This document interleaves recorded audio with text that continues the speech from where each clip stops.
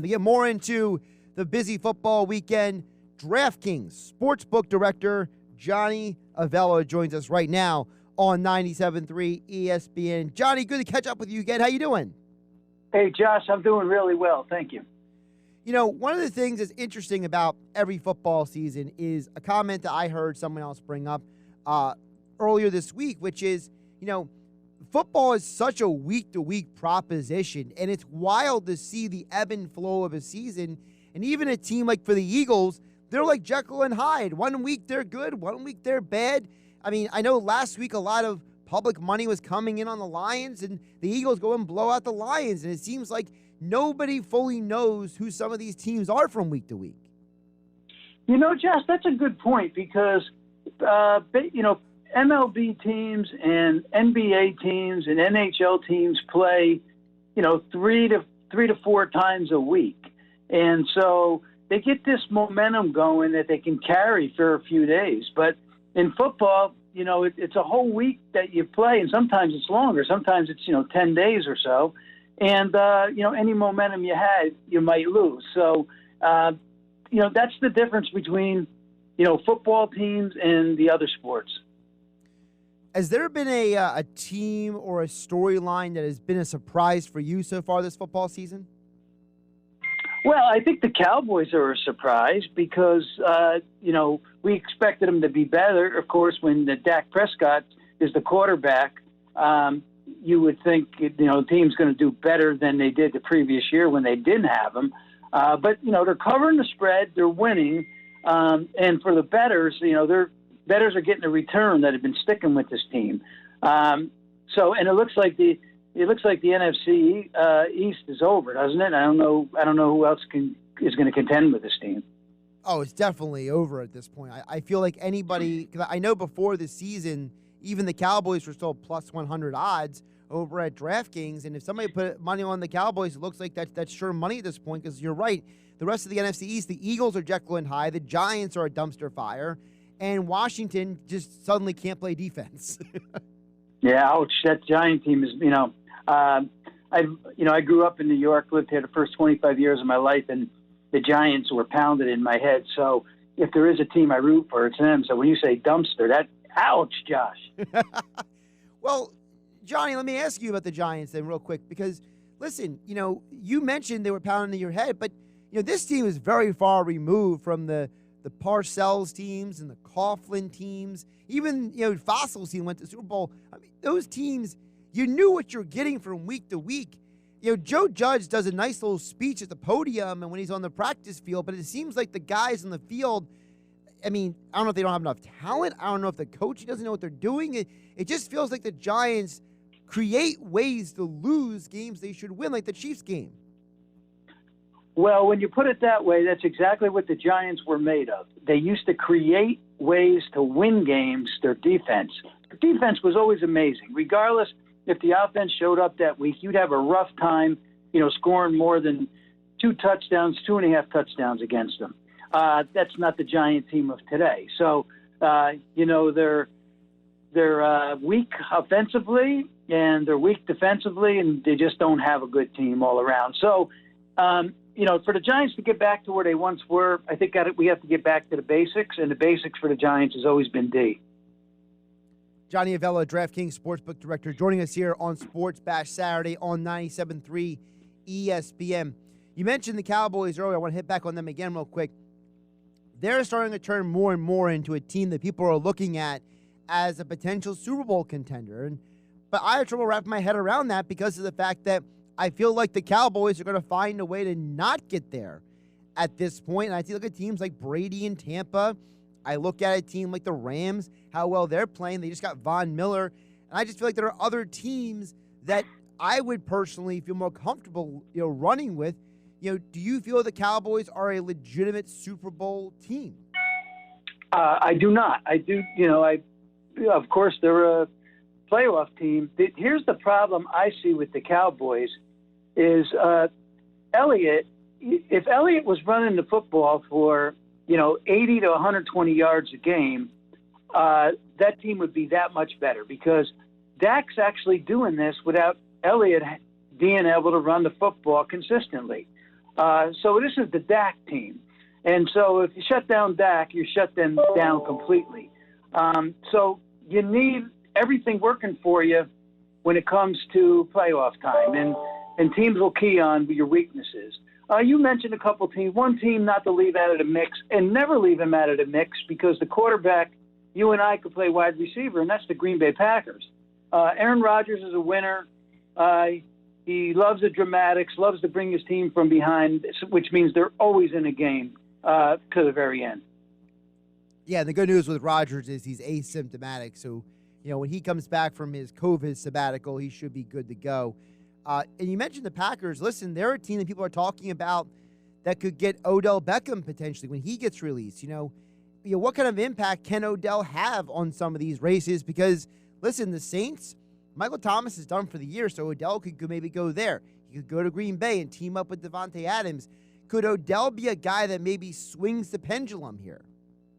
I don't think he's going to the Packers, because he might, but I just don't see that as a fit. I think the teams that need him the most are the Saints, you mentioned it, and the Raiders. The Raiders lost Ruggs, so they could use a wide receiver right now. So I would say it's one of those two. If he went to the Packers, I would be surprised. Johnny, DraftKings Sportsbook, they're known for the color green. Well, in our area, the color green is also Philadelphia Eagles Association. So I got to ask you about the Eagles. It seems like more often than not in recent weeks, when the Eagles win, the public money has gone to the other team. We saw that last week with the Lions, so like a few weeks ago with Carolina. Is this a situation where if we see the public money going against the Eagles, we have to run with the Eagles? Or are the Eagles just so untrustworthy at this point, it's just a flip of a coin? Well, I'll say one thing about the Eagles. When they played the Raiders a few weeks ago, I went to that game because, I live in Las Vegas, and there were a lot of Eagles fans showed up. I went to 2 Raiders games this year. The first was the Ravens, and there was very little purple in the stadium. But at the Eagles game, it was a lot of green, so the fans are still faithful to that team. They didn't play well that day. But, they're one of those teams that, they have good weeks and they don't have good weeks. This week, they opened up a 3.5-point underdog. That game is down to 2. So the faithful and the Eagle backers this week feel that home field advantage means something here, and taking anything over a field goal is value. Now, the game's down to 2. That's quite a move from 3.5 to 2. So they're always capable. Will this team get the job done long term with its chemistry it has and the players in those positions? It will not.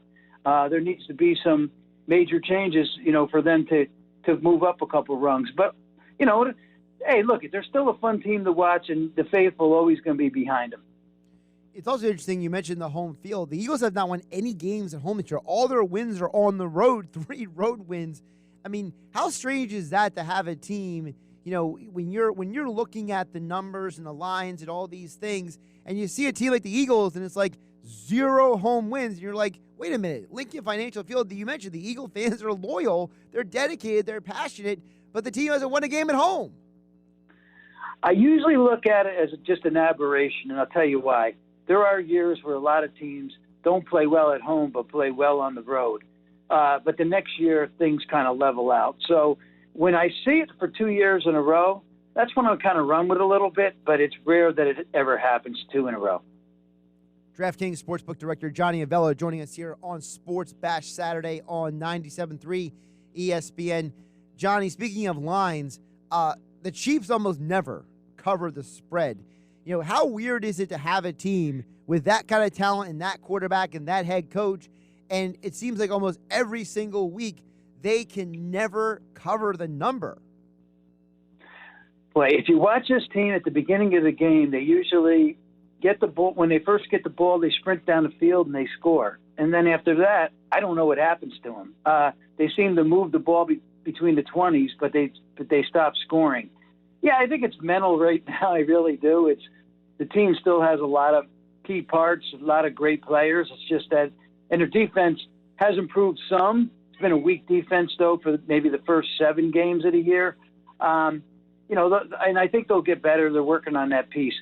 It's like everything else in life, Josh, things get in your head, and it's like a golf game. You're playing golf, and all of a sudden you start shanking a few, and you don't know how to get out of it. Every week, everybody who listens to me knows how much I love football weekends. I'm all locked in on Saturday. I'm all locked in. I got a game back here. I got the North Carolina Wake Forest game. But, Johnny, to me, the biggest difference between the NFL and college this year is that the NFL seems to be more ripe for upsets than I really remember them being in the past. I mean, the Jets have won 2 games and nobody expected them to win. Whereas college football, it feels like it's actually been less upsets this year than the NFL. Yeah, there's been quite a few upsets in college also, but they are quite different. They are quite different for an odds maker, I can tell you that. They're, pro football teams' power ratings adjust slightly when we get, week 7, week 8, and college are still adjusting more aggressively. When you look at the NFL this year, you've got teams like Texans and Dolphins are both 1-7, the Jags 1-6. There's just a lot of teams that don't have wins. And so when those teams do play a good game, the point spreads are so high that when those teams do play a good game, they don't win, but they get the cover. So it's pro football is a little unbalanced this year. College is playing a lot to form, but there's still, you take those top 3 out of the mix. Your Georgia, Alabama's, you're in Oklahoma's. You've got just a wide open group below that. You mentioned the power rating. Is there a team that's really swung a lot in terms of your evaluation on the college side this year? Yeah. How about a Clemson? They were very high at the beginning of the year, and now they're down there with the Miami, Florida. So they're not down that far, but just a couple of points ahead of them. Yeah, they have been able to score. Very unusual year for a Clemson team that's just competitive every game. This team is just struggling. So that's one of the bigger moves of the season. In college football, Johnny, I always try to find a team that I kind of latch onto almost every week. And this year for me, it's been Michigan State. How impressed have you been with this team? Because I think a lot of people didn't realize the job that Mel Tucker has done changing the culture there. I'm not that impressed with him, Josh. And I'm impressed that what this team has done as far as winning football games and getting to, where they are with the record. But, the big win was Michigan. I think they'll have a rough time today. And they have a few rough games coming up after this. So they're not going to go undefeated. They may even have a couple losses by the time the season's over. It's been a great season. Don't get me wrong. I'm not knocking the team. It's just that, I'm not handing them the national championship. Oh, for sure. You mentioned the Purdue game, and Purdue feels like they're just knock off top 10 teams almost every year. I mean, they're like giant killers. Yeah, Purdue's actually, been in a lot of games this year, and their record should probably be better than what it is now. With all that being said, they could get down early in this game and it'll be lights out. But I'm sure they're looking forward to an undefeated team coming to town. And the crowd should be pretty fired up. We'll see how this one goes today. It has the makings to be a close game, a good one. Johnny, before I let you go, always appreciate you jumping on and having the conversation. Moving forward in the football season, either college or the NFL, is there a team that excites you the most to keep an eye on the rest of the way? Wow, that's an interesting question. Excites me? Well, I'll tell you what, Josh, I'm not that excited just per se per team. I remember one time when I was at the Del Mar racetrack, and I was introduced to Bud Black, and he was the coach of the Padres. So Bud said to me, "Hey, Johnny, are you a Padre fan?" And what I said to Bud was, "Hey, Bud, I'm a fan of whoever the house needs tonight." So it's hard for me to get wrapped up around any teams to actually be devoted to. He's Johnny Avello, DraftKings Sportsbook Director, of course. DraftKings Sportsbook, sportsbook.draftkings.com. Of course, you can download the app.